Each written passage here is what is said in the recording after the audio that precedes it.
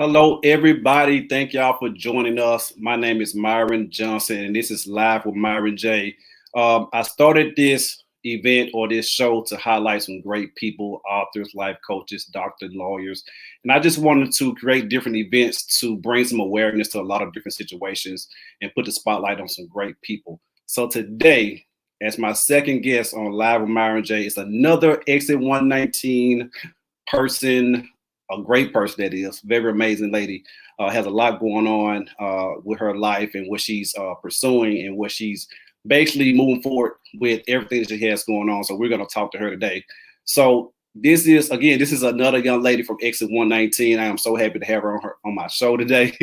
So if y'all can please welcome the lovely, wonderful Miss April Greene. Hey April, how you doing? Yeah, you on mute. Come on now. We done did this before. You know we in corporate America. We know we always on mute all the time. You are amazing. You came with it today, huh? I had to. I feel like you're trying to outdo me. I can't wear makeup, but I feel like you're trying to outdo me. So, I feel like I need to put a suit on at this point because you got the whole makeup, got the whole glam thing going on. But anyway, I really appreciate you for joining me on this show today. Again, you look amazing. I really appreciate everything that you're doing and all the moves that you're making. You are an author, an entrepreneur. Oh my God, you got so much stuff going on, and we're going to get into that today. So you're originally from Canton, Mississippi, Exit 119, my city, our state. Yes. Tell us, how long have you been, but now you're in a different city, a different state right now. So tell us, how long have you been away from Mississippi? What caused the move and what you have going on right now? Okay. I left Mississippi back in August of 2017. What made me move was just a better opportunity, and to create, I don't just to have a better life and education wise for my daughter, but just for a fresh start. For a fresh start. Hey, you pretty much moved in the same year I did. I moved into Dallas like September 2017. So I've been here for like 3.5 years myself. And I can definitely agree with you as far as like, wanting to move away for a fresh start, for a better you. So let me ask you this. For the people that want to move, they want a fresh start, what kind of steps that you made? What kind of advice did you have or do you have for them actually? Okay. I would say just be led by God. It wasn't something that I just wanted to do, it was the best decision I ever made, but I also did it in fear. I did it because I didn't know no one here. I I remember praying about it, and I said, Lord, I'm gonna give it a year in Houston, and if I don't like it, I know I'm not going back home because I know I can always go back home. I wanted to go to Dallas. So I gave it, I just stepped out on faith. I really didn't have much. I packed up everything, and it was just me and my daughter, and we moved. I remember moving with less than $300 to my name, and I just knew that I had determination and I had a plan. I had a purpose, that what the Lord had told me that He was going to do for me. So yes. Hey, I can definitely agree with that.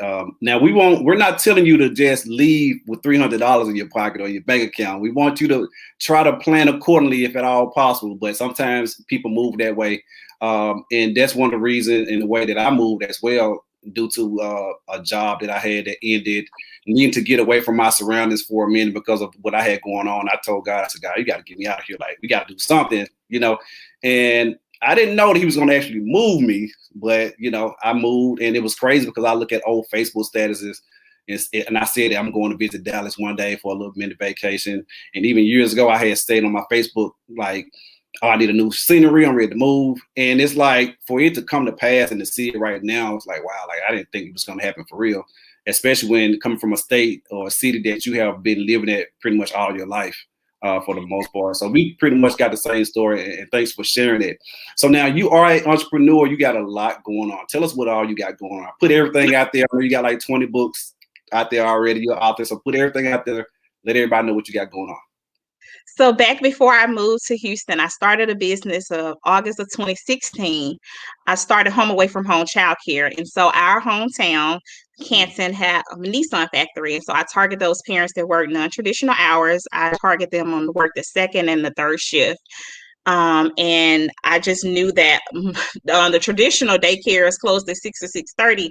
So when God told me to do it, I launched it basically out of my home. It was an in-home daycare, and it was bittersweet because the next year I moved, and so I was like, Lord, you told me to start this business. Now I had to up and move, but He had already made the way for me. So now here in Houston, I service like 15 families, and some more things is coming along with that business. But that business kind of set the tone of me. I always been in childcare. I've been in childcare 15 years since I had my daughter. She's 15. And so with that, it just gave me, I love kids. I have a passion for children, and that kind of started everything. After that, I became an author. I did not know I was going to be an author at all.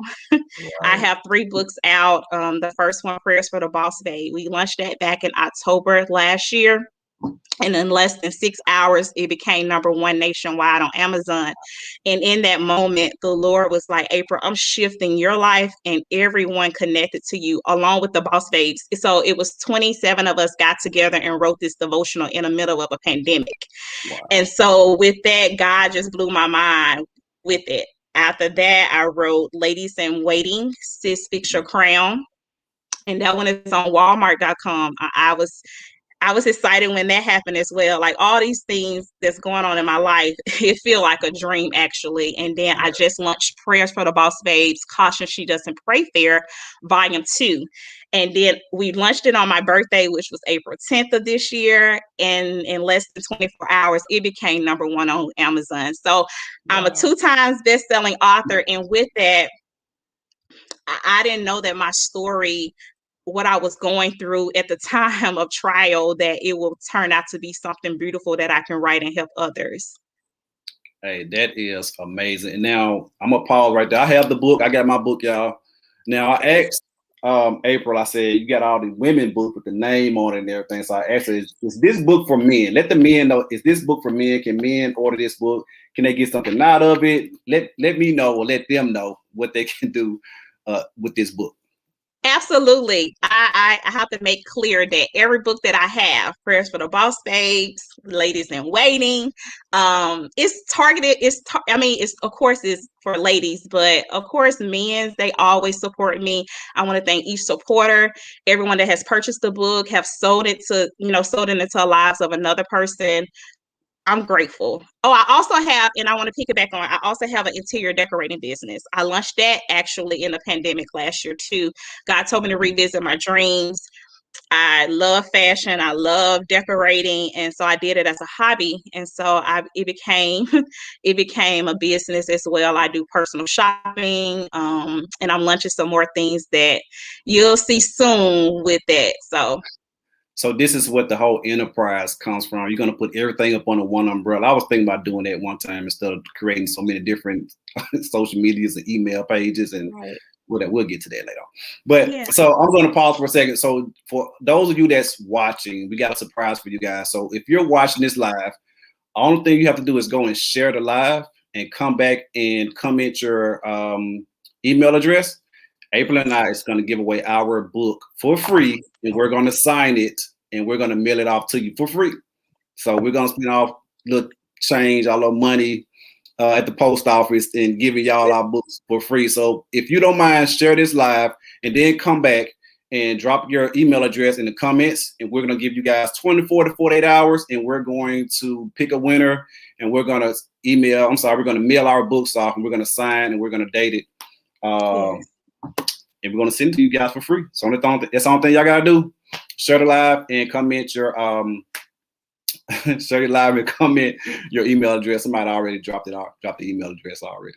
So that's what we're going to do. And we're going to give our books away for free. We're going to sign it. Exit 119. We might put Exit 119 in there somewhere too. So absolutely. Make sure y'all share this live and comment your email address, and we're going to pick a winner at the end. We're going to give y'all about 24 to 40 hours, just in case you got some late people trying to catch up to it or what have you.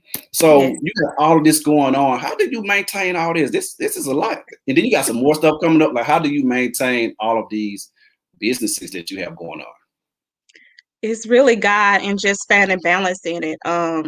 I felt like I was doing too much at one point, but then when the pandemic hit, of course, I couldn't do like my childcare like I wanted to do since COVID. And so I put that down, and then the Lord just started increasing. I would just say create a balance. I have and build that build that dream team. I call it a dream team, where I have people helping me, and it's been amazing. I'm grateful that, because usually I was the person that tried to hold everything to myself, right? Like, okay, can I trust this person with this? Can I trust them with the vision that God gave me? And so when I broke free from that, I can kind of delegate and create jobs and opportunities for others. So I would say stay on schedule, because sometimes I don't stay on schedule. Like, people have to keep reminding me to stay on schedule. You got this going on. But Right. that's the beautiful thing, that God is still moving even in the midst of what we say the world, a pandemic. Now, I'm just like you when it comes to writing a book. I never ever thought that I would write a book. Never thought I'd be an author. I'm like, man, I barely even read books. You mean tell me I'm about to write one? And now I'm thinking about writing another book due to all the great feedback that I've gotten from Married, Divorced, but God that I just came out with a couple of weeks ago. So I'm thinking about writing another book, and it really is a blessing. And I'm always telling people it's always good to like share your story. And what we go through is not always for us, but it's for someone else. I don't care how good or bad that it is. So if you know how to get a house an easier way, you know how to come up with making $1 million, share the wealth to someone else. If you've been through some trauma and some trial and tribulations in your life, and you know how to get out of, you know how to maintain and get through it, share that with someone else. And that's pretty much what my book is about, Married, Divorced, but God. So that's why I end up putting it out there, to help someone, to save some lives, if at all possible. I don't care if you're single, married, divorced, about to get a divorce, or whatever. This book is good for everyone. And sometimes we just have to be, well, a lot of times, if not every time, we have to be obedient to God and what God is asking us to do and telling us to do. We may not understand it at the moment, but we will later in due time. So with your book, how much effort and how long did it take for you to just get your book out there and do what, and actually just put everything out there for the most part for everyone to read? Right. It didn't take long at all. I remember when the opportunity came to me for my first book. It was back in May of 2020. And we launched it in October. And so with that, of course, it's my story. And so I relatable, I don't have to make up anything, but I kind of just had to process, because in some areas in our lives, when we go through things, we try to put it under the rug and be like, okay, we went through it, we overcame it, move on. And so when I had to go back, it was when I was writing, I got healed. It was in that writing where God delivered some things and showed me so it's making sense now. So I would say, however much time you put in it, you dedicate whatever time. Usually I kind of write at nighttime when everything, my daughter is asleep and I don't have nothing else on my mind. I put on worship and I just start writing. I guess he gave me that scribe anointing to write. But I would never thought in less than 6 months I would have 3 books out. I would have never thought that. Look, I got to catch up. I told you I got to catch up with you. I got a long way to go, but you can do it with you. I appreciate the motivation. We got to motivate each other. I remember reaching out to you about your interior decorating business, and I texted you. I said, April, I said, when I get my house, let me know how much you're going to charge, and I'm going to get you come over to decorate and hook me up. And your exact words were, just get the house. I got you. I'm like, man, listen, let me hurry up and get on Zillow.com or something. And go find me something and to get everything going. But I definitely appreciate that. It's just like more motivation for me to keep going and seeing all of your success on social media and seeing everything you got going. How do you maintain everything with a 15-year-old daughter, as you stated? How do you maintain your personal life with her and your businesses that you have going on now? Basically, again, invest in that time. My daughter, in the morning times, I'm focused on her. She's virtual now, and so I focus on just being a mother. Even on weekends and stuff like that, now we create dates. We do little date lunches and whatever. But with that, I wasn't always like that, right? I had this mentality that I had to get it. I know what struggle is, and I never wanted to go back to that place, right? And so I was just trying to hustle. But in God, it's no hustle, it flows. And so with that, when I came to realization that whatever I ask the Lord to do and I'll be obedient and just do it, he opened up those doors. So I said all that to say, she love it. She just launched her little lip gloss line as a little entrepreneur. And so that's just a journey in itself, including her in the process. And she's seeing me kind of build a brand and to try to create that generational wealth. It's an inspiring her to, continue to push on. Now, how important is it? I'm glad you brought that up because that's something that we don't talk about. Everyone pretty much have kids for the most part. And the thing of it is, what are we creating for our kids when we're no longer here? Or when we get to the age where it's time to retire and just try to sit down the golden years, I guess you can say. How important is that to create that generational wealth for your daughter and also for everyone that's watching this? Well, how important is that, and where do you actually start to even get that going? What was your steps, and how do you feel about that portion of it? It's very important. I just do believe the Bible says you leave legacy. And so with that, the only way you leave legacy, if you birth something, you be a trailblazer and you put it out there. And so I remember we was at the mall. I'm in Mac, and she said she wanted a lip gloss.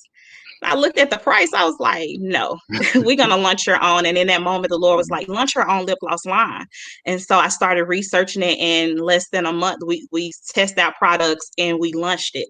I said all that to say, when she turned 13, the typical birthdays that we did, I did the extravagant everything. And so I was like, what can I do now to prepare her for the future? So I opened her a bank account when she turned 13. I added her to some of my credit cards as authorized users. And so I'm trying to build that wealth that I did not have. And I had to, in my adult years, try to get out of and try to create. I just want my ceiling to be her floor. And so with that mentality, I just started gleaning from others that has already been where I was trying to go with their kids and just trying to get, they gave me steps on what to do. My suggestion to anyone is start there. Start, asking your kids, where do they want to do? And, as early as a child can start a business as early as a baby, and so with that, I say just get into the mind of your kids, have those conversations, what they're interested in. With TikTok, I never wanted to be on TikTok, but she loved TikTok. So I was like, let me get on here to be an investigator for one. And so I really like TikTok. It's good networking and stuff like that. So I say all that to say, try to include them in your world and pull out the best in them. And let them know that they don't have to. Like, my goal for my daughter is that I don't want her to work. Like, she can, do the things that I do in my childcare. She can work at the childcare center whenever I get it. She can, her lip gloss line can blow to other things. And so that's my mentality on it. That is awesome. And that's something that we don't talk about too often. We're always so busy caught up in our own lives that we don't think about generational wealth. We don't think about where to start and how to start. So I'm glad you brought it up. And because that's something that we need to do. We need to set everything up for them later on down the line. Just because we was raised a certain kind of way, or just because we didn't have certain things coming up, does not mean that we can't change the narrative. Does not mean we can't look at life a little bit differently and do things differently than what we was growing up. And we have to understand that sometimes it's on us to break generational curses. Yes. I don't care if it's financial, mentally, physical, whatever it may be. We need to learn how to break generational curses. We don't have to always live that life. Like, for instance, they just say if I didn't grow up with affection and my mom or my parents or whomever telling me they love me growing up, that does not mean that I have to raise my daughter that way, right? So when I'm around my daughter, I'm constantly telling her, or on the phone, FaceTime, whatever, I'm constantly telling her I love her, call her beautiful princess. I'm just building her up, building her confidence up. And she don't understand how much she does for me. So that's really my motivation for me to keep going and to try to have something and try to make things work with my life. For the most part. So I'm so glad you brought that up, and I'm hoping everybody is listening and taking notes if they haven't already. I'm pretty sure other people that's watching have their different ways of how they're creating generational wealth, because that's what it is at the end of the day. Sometimes we feel like they're just 13, 14 years old, they're too young. No, ma'am, no, sir. Right. Go ahead and get it started early so we can go ahead and make sure when they get on down the line that they are okay and they don't have to do as much work as we did along the way, Right. because we're parents, we're adults, we're figuring it out for them. Of course, they're Right. going to figure out for themselves along the way, but we're figuring it out for them. So Right. now let me get in your business a little bit.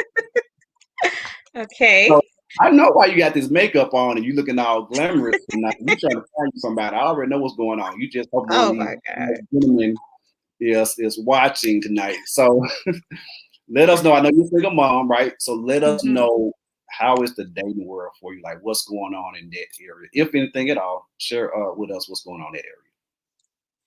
Okay. Nothing's going on in that area. I'm preparing myself to be a wife, but I'm just focused on what God wants for me. I'm basically in the process of healing, deeper healing of things. I talk about in Ladies in Waiting, Sis Fix Your Crown. I talk about you cannot be scared to heal. And oftentimes I had to go back to a relationship 8 years ago where I self-sabotaged their relationship. Like, he was the perfect gentleman. And it was because of things that I went through before him that triggered me into letting it go, calling it off and building that wall. And so, for to answer your question, no, I'm not dating right now. No, I'm not. It was like, so I said all that to say this: I'm not dating. That's how it came out. Yeah. So when you say self-sabotage, what did you do? 'Cause I think a lot of people self-sabotage their relationships or in the date stage, they don't even know it. So what did you do that pretty much ran the guy off, uh, for instance? What have you learned from that as well? Yeah. What I did, so it wasn't until I started writing Ladies in Waiting that I realized I did it. As I was writing, God was healing me. Mhm. God told me that I needed to right some wrongs. I needed to go back to this particular person. And I remember reaching out to him. I had to find him on social media. And immediately when I inboxed him, he reached out and called me. And I said, I basically just apologized. Both of us needed that healing and that closure at the time. And I just kind of admitted that you didn't do nothing to me. And I called it off because of one conversation that we had that I disagreed on. Mhm. And so I learned from that first of all, you have to be healed before you start actually trying to date, be whole and know who you are. And Right. don't look, for that person to fill voids that you're missing. I really wish I would have got you on my event. I did an event called Healing Before Dating a couple months ago. I really wish I could have got you on that. And people don't understand how important it is to heal before you go from one relationship to the next. Because some of us are so, well, we don't know how to be alone. Let's start there. And so, in saying that, we feel like we have to have someone else in our lives. And the only thing we're doing is taking that burden, I guess. All thing we're doing is taking it from one relationship to the next relationship. And so people don't want to change. They rather Right. change partners versus just changing their ways and trying to get some healing, because I've experienced that from someone in my past relationship as well. So that's pretty much how things were. We need to learn how to heal. So, and we have to understand that there's no time frame on healing. Healing is an ongoing process. There's no No. time frame on it. And we go through, and some people are trying to heal from like past trauma with relationships in their childhood as well. People don't understand that your childhood trauma can go over to your adulthood, and you over here realizing or wondering rather why your relationship is not working out, right? Why are you so Yes. angry? Why are you so nonchalant all the time? And people are not trying to heal and trying to figure that part out. And that's why counseling and therapy is so important when it comes to dating and being out there in the real world. Because if you don't heal yourself, you are going to affect everyone around you. Your Yes. I was the kids, same. everybody. I was that person. I wasn't recognizing it was, oftentimes sometimes it's with me, right? And I was just changing the person, that familiar spirit, I was just still attracting the same type of guys. And so it was not until I wanted and invest in my healing where I know who I am in God, what I offer, and I'm not taking kind of nothing less than that. I know that. So how was your healing process? How did your healing process work? How did you become healed and start to get better? How did that work for you? For people that's wondering, what did you do to heal, to get better? Well, I'm still in the process of healing, but I have healed in some areas. I would say first acknowledging that you need, you want to change. And you have to acknowledge it. And then I love Jesus, but I also have a therapy. I love therapy as well. And so I have mentors, life coaches, and Right. different people that hold me accountable. I've been taking courses, sessions, and investing in me. Oftentimes you have to retrain your mindset and your perspective on things. What we grew up at, that's all you'll know. And so I had to really invest in my healing, and it's a beautiful journey. It's showing me who I always been in God. And I'm living unapologetically, like all the things that I have been through. I know that this is my moment, and I owe it to myself to be who God has called me to be, and live and enjoy life. So I encourage anyone to first acknowledge that you need healing. Right. And then you can take whatever steps that it look like in your life. If it's venting and talking to someone, if you're writing it down. It was times where I wrote letters to myself and I burnt it up, or I threw it in I love water. So you just casting it away and taking the physical steps in doing affirmations and praying and making sure that what God said you are, that you're actually living in and believing it. Right. And so with your whole therapy process, how did your therapy process work? Like, walk us through like the first day, because some people don't know how it works and what to That works. expect in the sense. You don't have to go into what y'all talked about, but walk us through your first day and how everything started for you with your therapy and your counseling. Because that's something that we don't talk about, and that's something that we don't talk about in our community. That's something that we kind of run away from. And it's okay to have Jesus and a therapist. He put them on Yes. his earth for a reason, to help us out to get to where we need to be in life. So tell us about that a little bit. Yeah, so with that, it goes back to the question that you asked me on how do I balance everything. Basically, it's Jesus and my mentors or whatever. They give me clarity, they give me direction on where I should go, and so that makes it much easier. Like I can eliminate everything else. But to go, how my process looked was me acknowledging it, me going before God and saying, Lord, I just being vulnerable with him and not withholding nothing from him. He knows all about us. And it was times where I felt condemned, or like, okay, Lord, I know that I did cause this, where I know that you may not even be smiling at this moment in my life area. But when I started being vulnerable with him, that's when the majority of the healing came.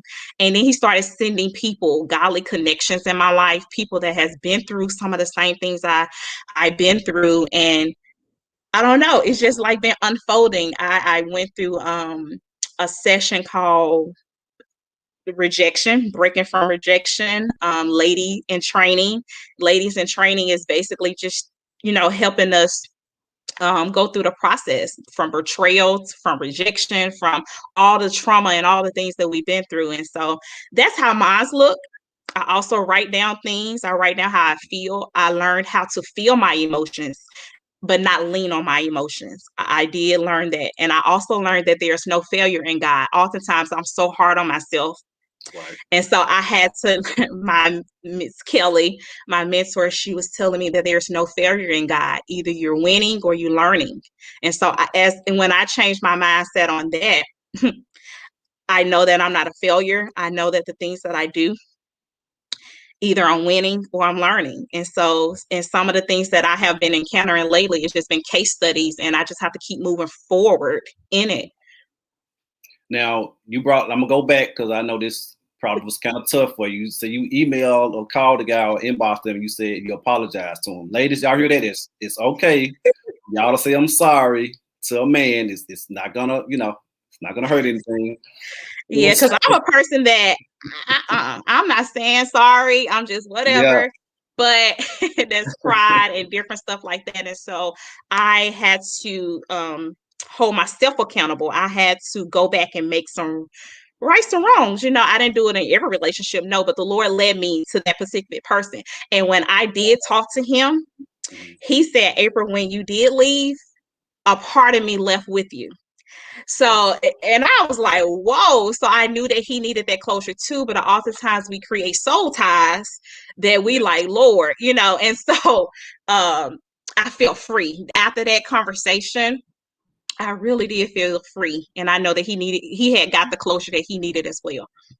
That was great. That both it kind of balanced out for you too. And have you not done that, he would have been living for so long and not even been able to let that go, and you as well. And So me too. acknowledging that you need some help, right? Acknowledging that you need some help or you need some assistance, need some counseling, that type of thing is so important.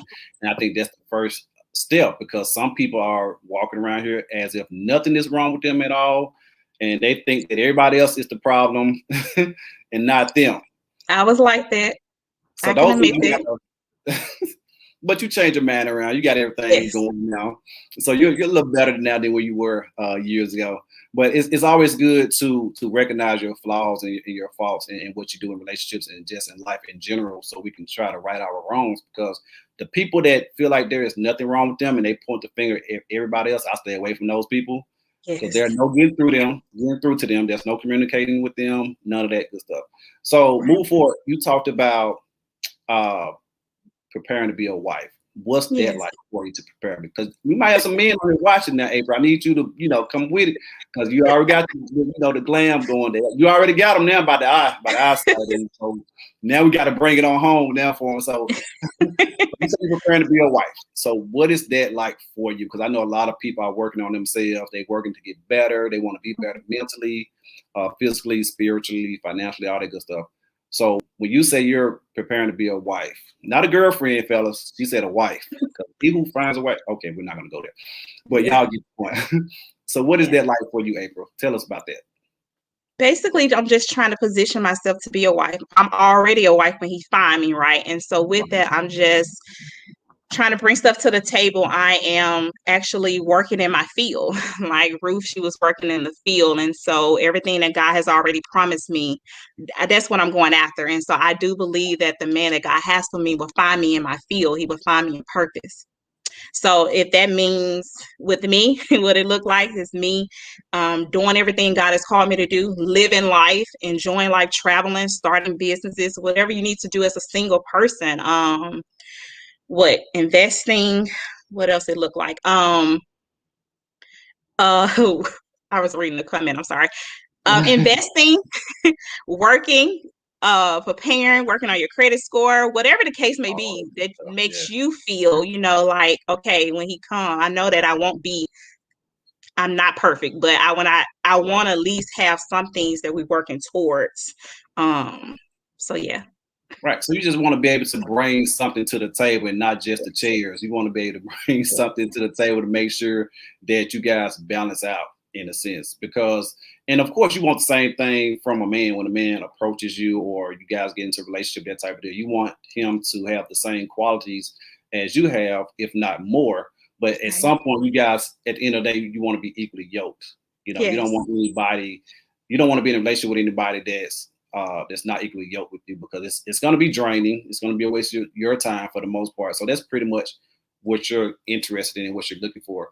So have you been dating anyone lately? You got your eye on a special guy. I know you said earlier dating is, but I want to come back to that question just in case you want to change the answer or something. Well, lately I have been getting this word that my husband is near, all of Oh, these. But I know that the counterfeit would comes before that. And so with that, I just have to be very discerning and I know what God has promised me. And so when it don't look like what I know it should look like, I'm not even wasting time. And so like I said, I'm more focused than ever. Usually I just be like entertaining because I'm lonely or okay, God, you take it too long and trying to put things in my own hands. And so I just do believe that I do believe that he will find me in purpose, right? And that I'll know him when he do presents himself.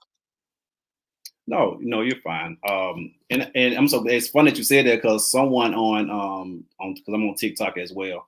Someone on there, this young lady, she follows me and we follow each other. And she's I guess I would say she's a very spiritual person. She's very motivating. And she bought my book and everything. She inboxed me, y'all, out the blue, and she said, I had a dream about you. I said, uh-oh.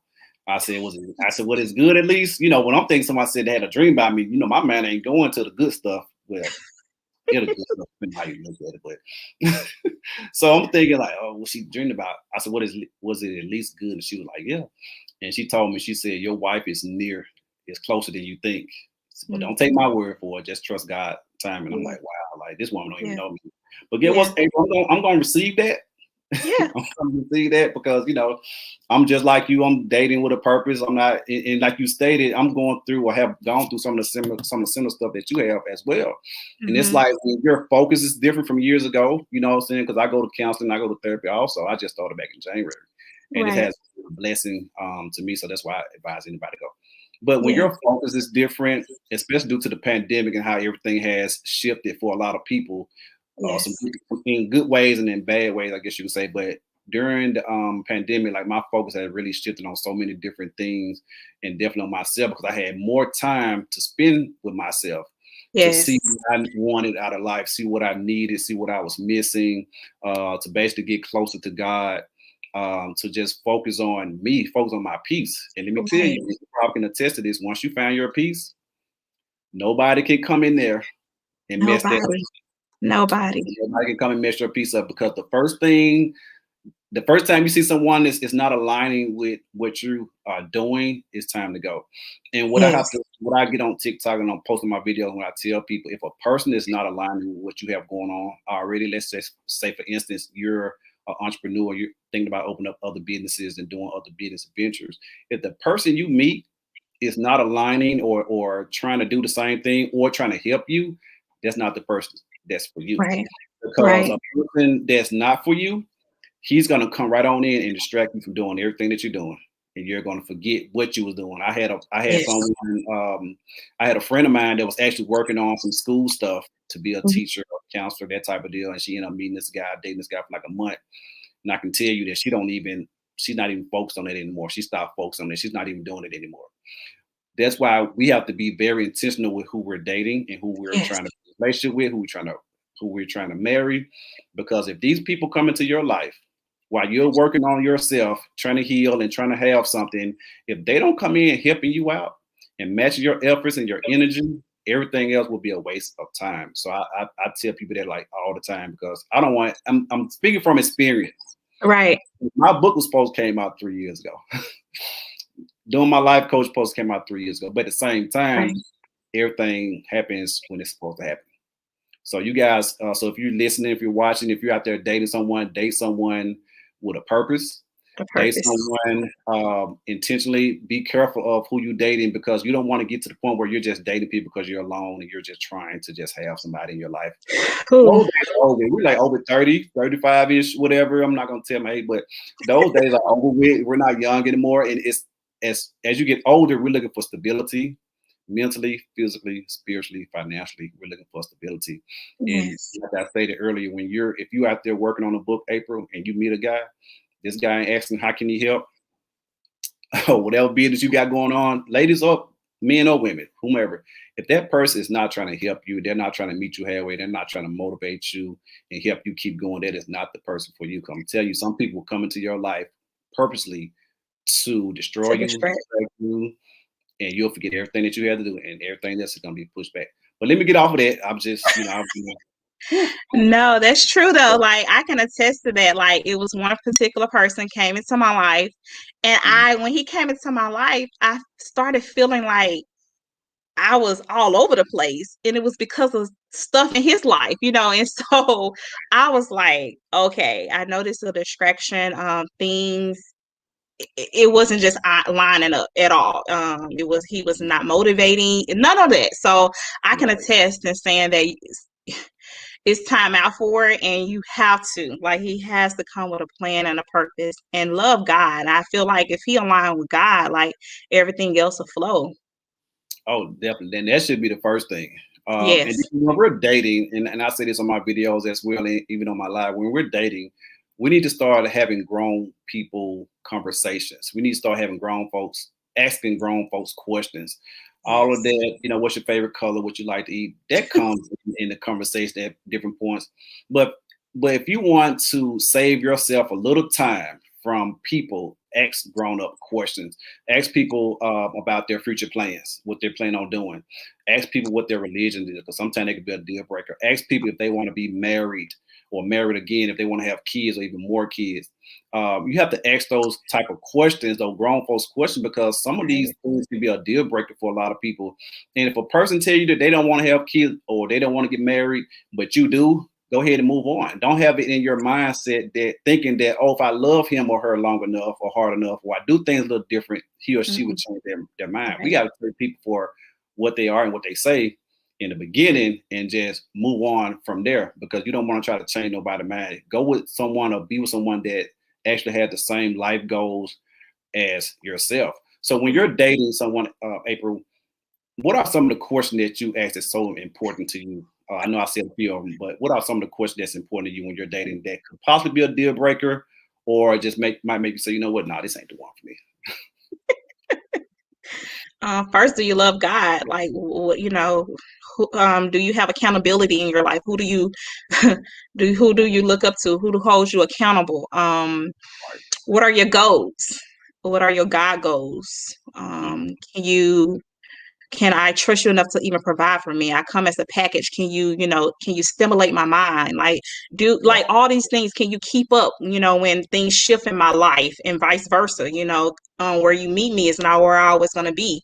We forever evolving. Can you like keep up with that, And so some of the questions. And this is a question I like from Lola. She said, like, how do you handle conflicts? And I'm glad she brought that up, because that's something I asked that question before. Like, how do you handle conflicts? Because everybody don't handle conflicts the same, and if you handle conflicts in a violent type of way or a toxic kind of way, that type of deal, then it's going to be a bad relationship or whatever you're going through at the same time. So that is a good question. Ask people how they handle conflicts, because you want to know. Another one is, if you're watching, let us know some of the questions that you would like to ask during the dating stage. So if you're watching right now, drop your comments below. Let us know what kind of questions that you like to ask, or that you have asked people during the dating stage, that's very important to you, or could be a deal breaker. And I Right. see Justin said background. She said background check, credit She checks. said blood work. You want the blood work. She want to make. I guess you trying to make sure y'all ain't related or something.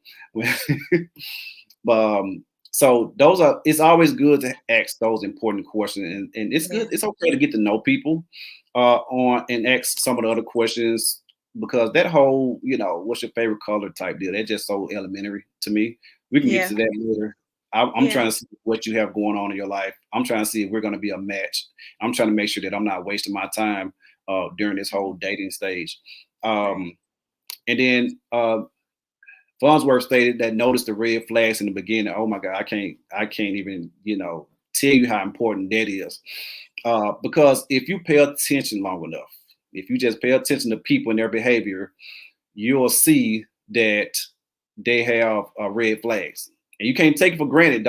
You can't just brush it off, because some people try to brush it off, or oh, he's okay. He didn't understand me, or she didn't understand what I was saying or what I was doing. So they try to brush Right. it off. You have to believe people for who they are in the beginning stages, and just go with that to the point where be mindful and just watch them. I had of course, I had my main job, whatever. I had a student that was having an issue with her boyfriend, very young lady. Let me tell you something. With me being my age, me going through so much, if I can reach back to someone in their early 20s and tell them about some stuff that I've experienced in my life to help them out, to save their life in a sense, man, I'll be more than happy to do so. But she's been with her boyfriend for like 6 months or so, and she's 21 years old. So they had like a little incident, little argument, I guess you can say. And he really got mad at her for what happened. I can't really tell the story, but I asked her, and she blamed herself. So I asked her, I said, "What did you do, or why did he blame you?" And she told me. I said, "No, ma'am, that's not your fault."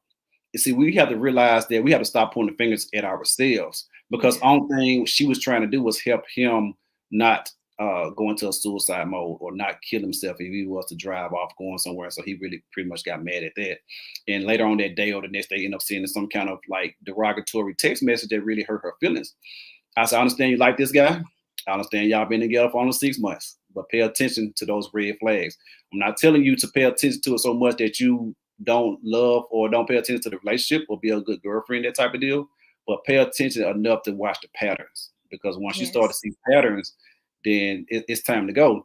And what we have to realize as well, when we tell people what we're not dealing with in relationships, what a deal breaker for us, we have to stand on that.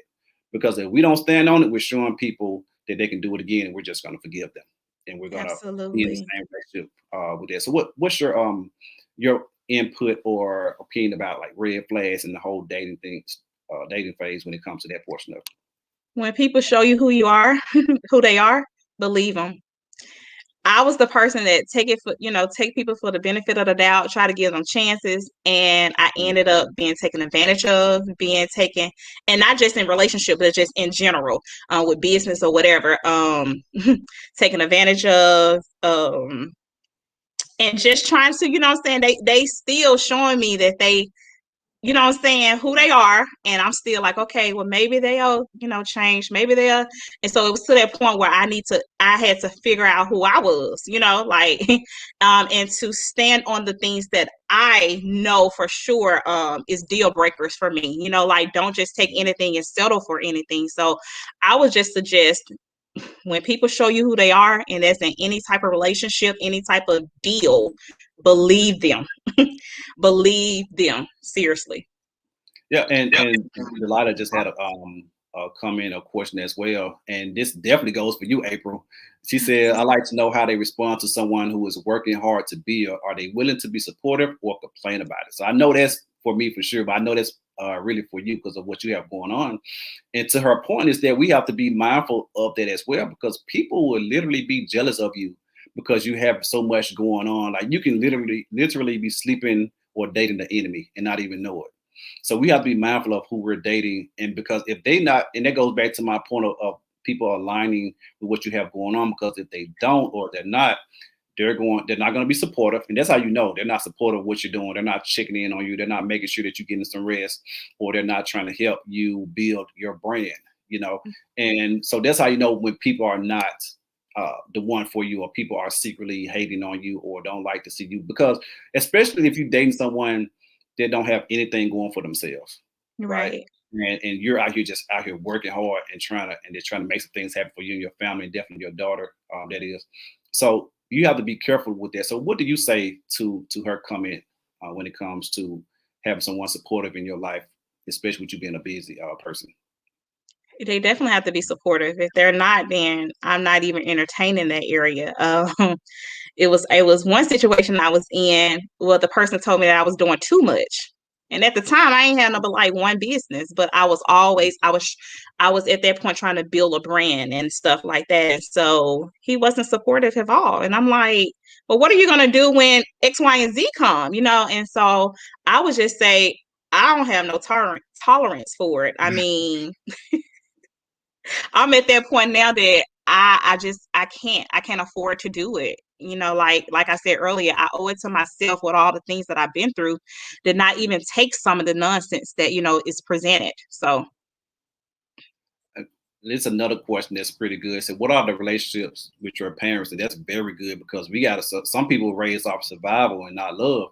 So we got to be careful on and ask those questions. What's your relationship like with your mom, your dad, your siblings, or whomever growing up? Because that can right, possibly tell you how this person may treat or act towards you.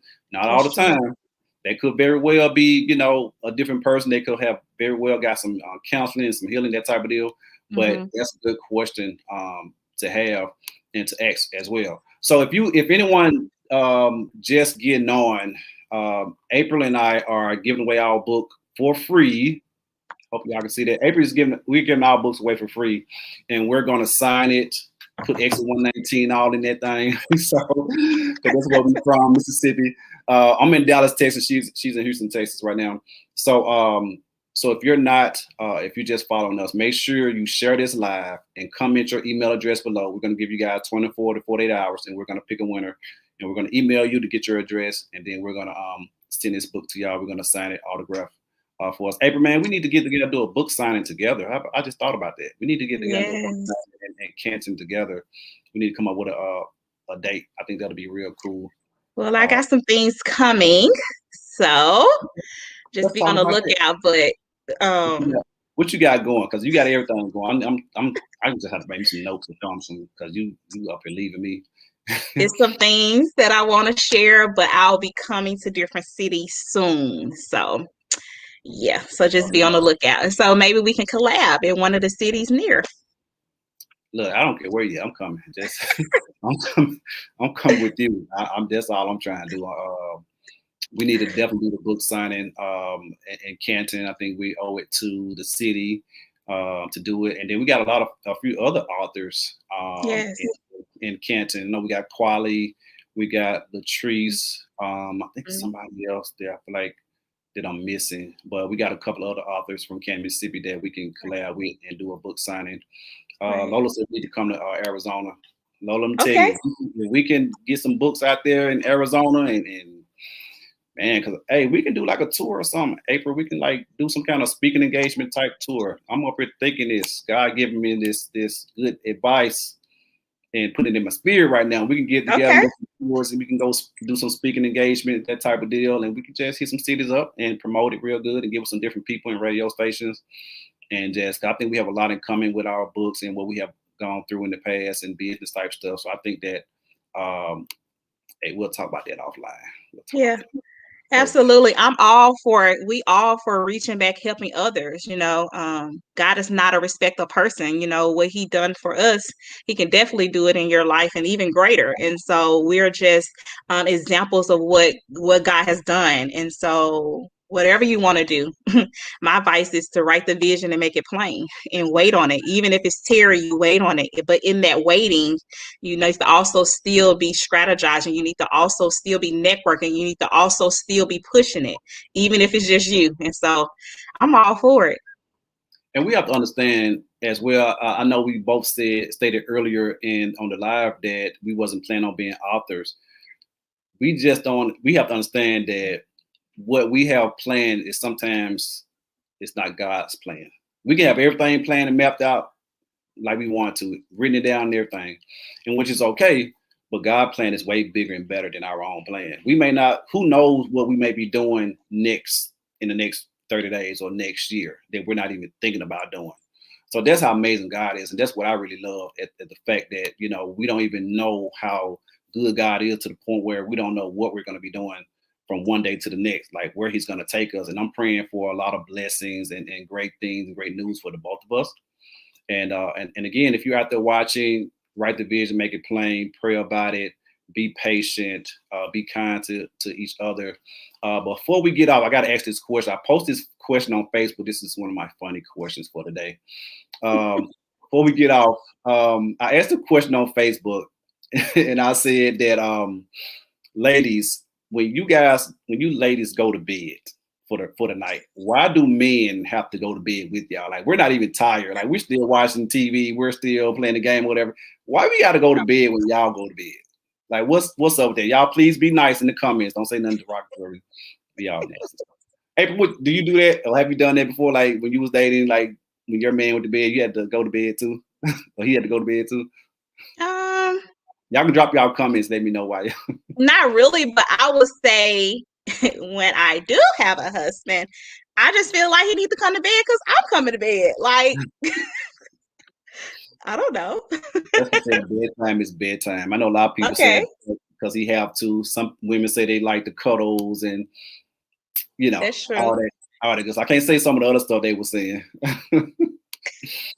But April, say you already know already. You already know it.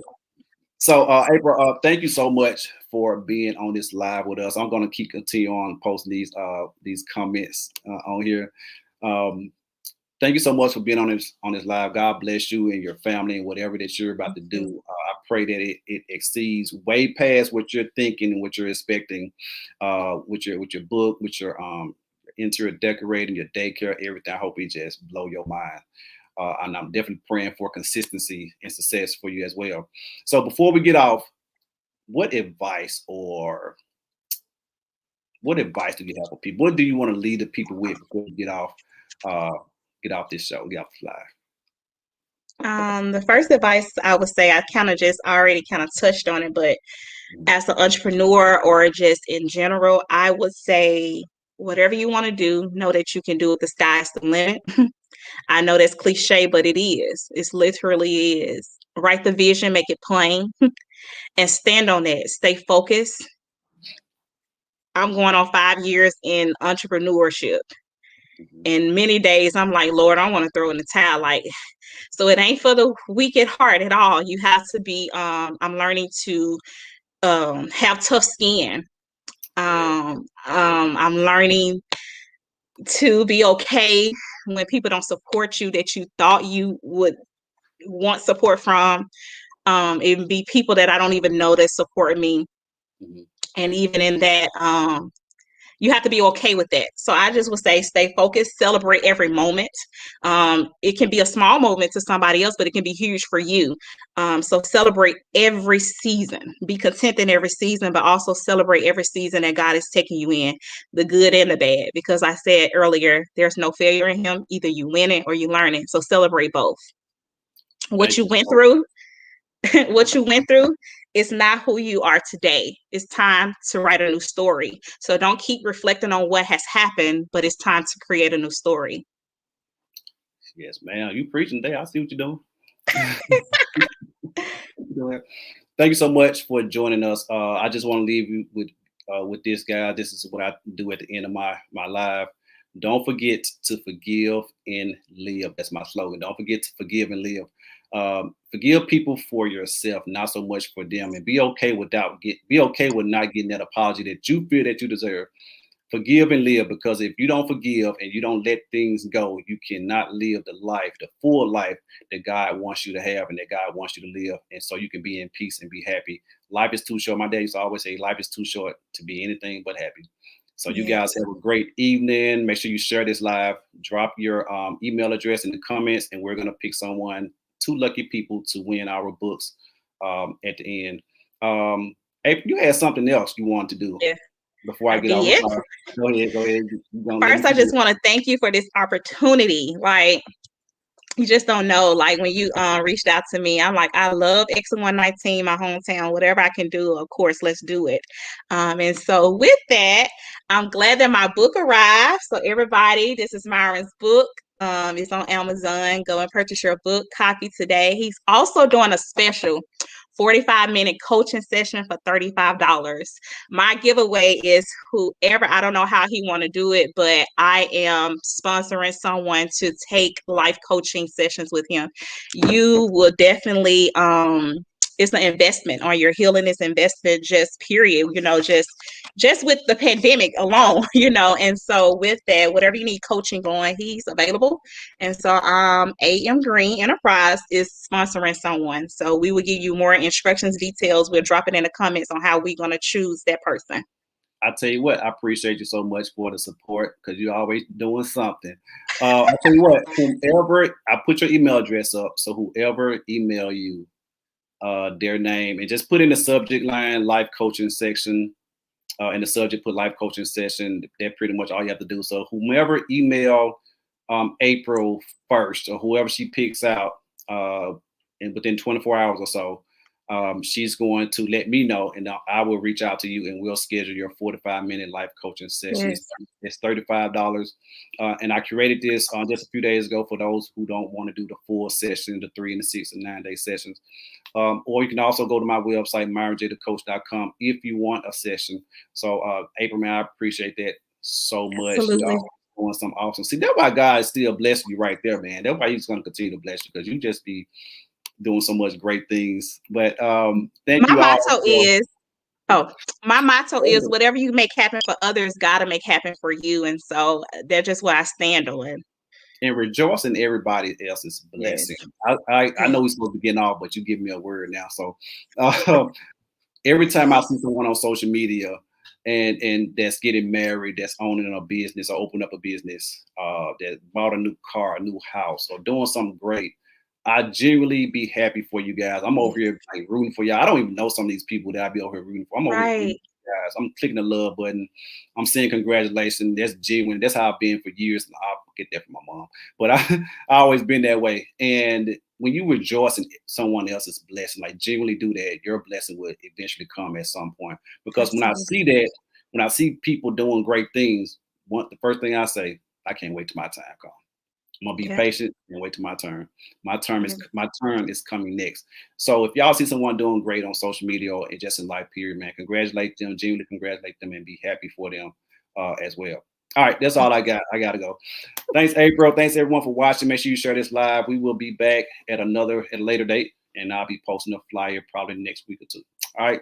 Thank you all. Y'all have a great evening. Stay blessed.